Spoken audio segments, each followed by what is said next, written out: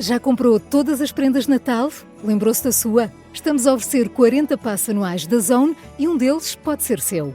Assine hoje até 55% de desconto e habilite-se a ganhar. Tudo em observador.pt. 4 horas.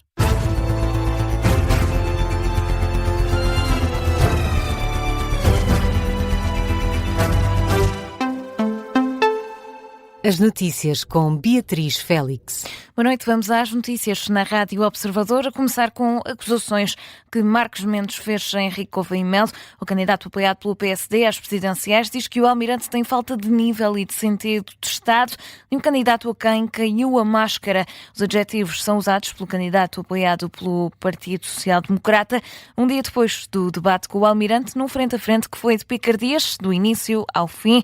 Esta terça-feira, Marcos Mendes criticou a postura do oponente. Por isso é que o mérito do debate ontem foi ter caído a máscara.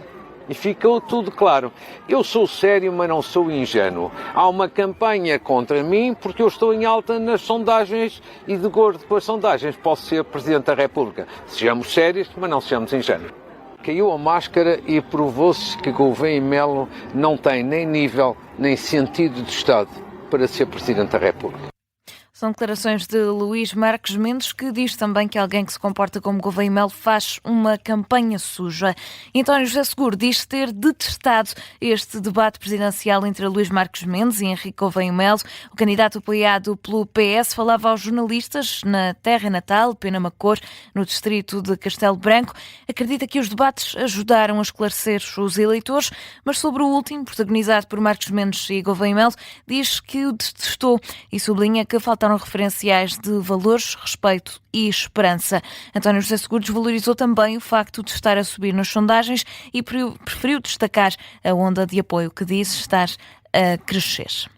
O Ministério Público arquivou o inquérito ao deputado do Chega, Pedro Pessanha, depois de uma queixa por violação de menores. A investigação tinha sido confirmada pela Procuradoria-Geral da República em fevereiro, na sequência de uma denúncia feita há perto de 3 anos. O Ministério Público revela, em resposta a observadores, que o inquérito foi arquivado.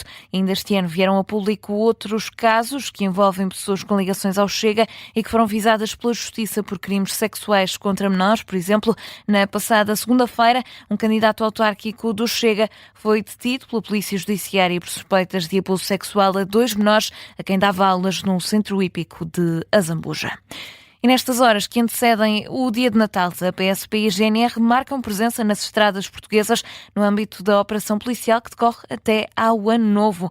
Desde a passada quinta-feira, uma pessoa morreu, centenas ficaram feridas.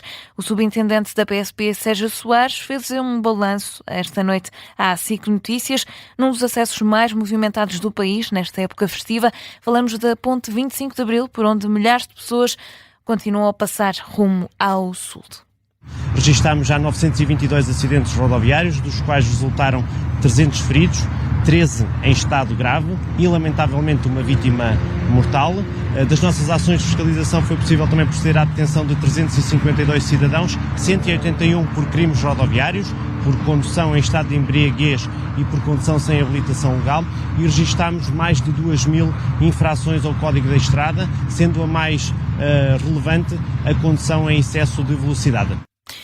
E ficam também alguns conselhos mais importantes para uma altura de viagens longas, conselhos que nunca são demais. Sempre que se for fazer uma viagem longa, separe de 2 em 2 horas para evitar a fadiga e o cansaço durante a condução. Outro aspecto importante é, se for conduzir, não ingerir quaisquer bebidas alcoólicas ou substâncias psicotrópicas, não fazer uso ou manuseamento do telemóvel durante o exercício da condução, não conduzir em excesso de velocidade. Antes de iniciar a sua viagem, verificar se a viatura se encontra em condições, nomeadamente os pneumáticos, o sistema de iluminação, e evitar quaisquer manobras perigosas durante a condução.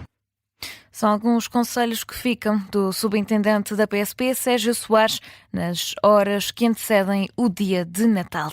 Falamos agora de novos documentos do caso Epstein divulgados pelo Departamento de Justiça norte-americano, incluindo um depoimento registado pelo FBI sobre uma mulher que alegava ter sido violada por Donald Trump.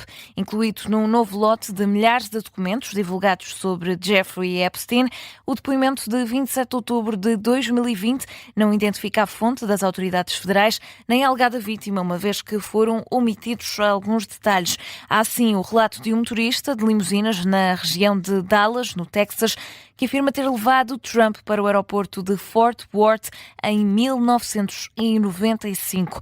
Durante essa viagem, Donald Trump terá feito afirmações muito perturbadoras, tendo ameaçado também com agressões um motorista. Durante uma chamada telefónica, Trump terá mencionado repetidamente o nome de Jeffrey e referiu-se ainda a abusar de uma rapariga. São então o que indicam estes novos documentos do caso Epstein, divulgados pelo Departamento de Justiça norte-americano. Ainda na atualidade internacional, a Rússia e a China condenam a pressão militar e económica exercida pelos Estados Unidos sobre a Venezuela. No Conselho de Segurança da ONU, o embaixador russo Vasily Nebenzia afirma que as ações da administração norte-americana violam todas as normas fundamentais do direito internacional e constituem um ato flagrante de agressão. Também o representante chinês, Sun Lei, manifestou a oposição de Pequim ao que diz serem atos de unilateralismo e intimidação. A China apoia todos os países na defesa da soberania e dignidade nacional. O chefe de exército líbio morreu na sequência da queda de um avião perto de Ankara, na Turquia. Há no total 5 mortos a registrar, é um número avançado pelas autoridades turcas. O jato privado tinha levantado voo no aeroporto de Ankara pelas 8 da noite, hora local, com destino a Trípoli. Os destroços do avião foram depois encontrados a cerca de 74 quilómetros de Ankara. Em Moçambique, mais de 2.700 pessoas continuam detidas na sequência de manifestações pós-eleitorais, ao que adianta a Lusa, um responsável pela plataforma eleitoral Decide, adianta que 22 detidos vão, mesmo assim, beneficiar do indulto presidencial passado por Daniel Chapo, agora que é época de Natal. Olhamos agora para um apelo feito pelo Papa. Leão XIV pede 24 horas de paz no mundo no dia de Natal, um cessar-fogo com o qual a Rússia não concordou e, por esse motivo, o Papa diz sentir muita tristeza relativamente a Moscou por ter recusado este pedido de cessar-fogo na guerra na Ucrânia. Falando aos jornalistas à porta da residência em Castelo Gandolfo, Leão XIV disse que iria apelar mais uma vez às pessoas de boa vontade para que respeitem pelo menos o dia de Natal como um dia de paz e acrescenta que talvez estas pessoas de boa vontade o ouçam e que haja pelo menos 24 horas um dia de paz em todo o mundo. E fechamos a falar de futebol do Sporting, que bateu Vitória Sport Clube por 4-1 no estádio Dom Afonso Henriques, com golos de Juan Castilho, Ioannidis, Maxi Araújo e Trincão do lado da equipa verde e branca. Pela Vitória, apenas marcou Telmo Arcanjo. Na reação à partida, o técnico do Sporting, Rui Borges, fala num resultado mais do que justo e só tem elogios a tecer à equipa leonina. Deu uma grande resposta, não tinha dúvidas disso, pedi isso. Até porque hoje também tive a oportunidade de dizer que li ou vi em qualquer lado que era um Sporting diminuído.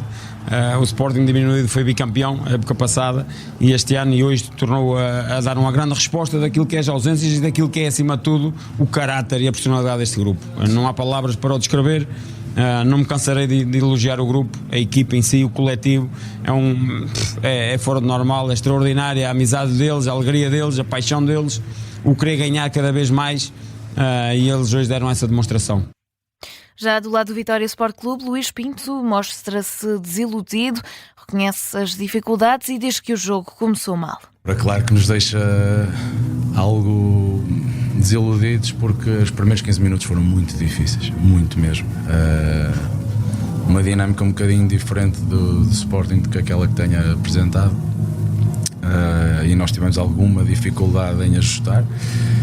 E depois estávamos a ter a dificuldade também, e aí é a nota que eu deixo, porque nós, apesar de sermos uma equipa jovem, somos uma equipa com qualidade e os jogadores têm que acreditar naquilo que são. Foram as declarações de Luís Pinto na flash interview depois do jogo do Sporting Vitória Sport Clube. Terminou a 4-1 com vantagem para o Sporting. Foi esta a notícia de fecho do Jornal das 4 da manhã. A informação fica por aqui, está de regresso às 5 horas. Para já, antes disso, fique com a primeira parte do programa Contra a Corrente.